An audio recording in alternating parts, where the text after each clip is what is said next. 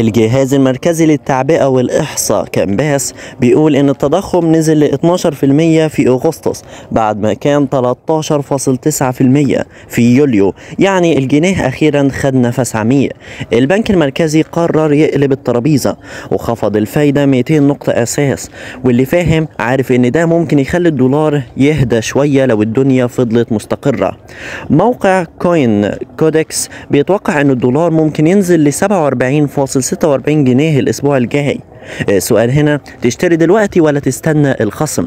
بيانات التريدينج ايكونومكس بتقول الدولار واقف حوالي 48.22، بس طول الأسبوع لعب بين 48.58 و 47.95، يعني الدولار عامل زي المراجيح.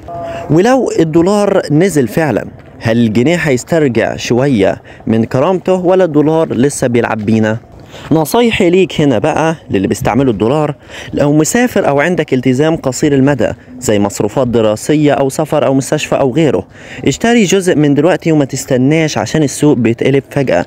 لو شغلك هو عبارة عن استيراد، وزع مشترياتك وما تشتريش كل الكمية مرة واحدة، استنى اي نزول مؤقت تستفيد منه.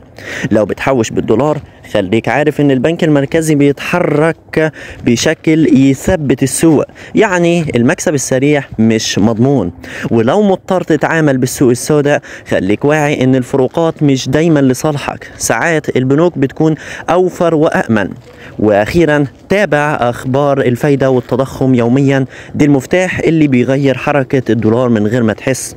واخيرا، تفتكر تشتري الدولار دلوقتي ولا تستنى؟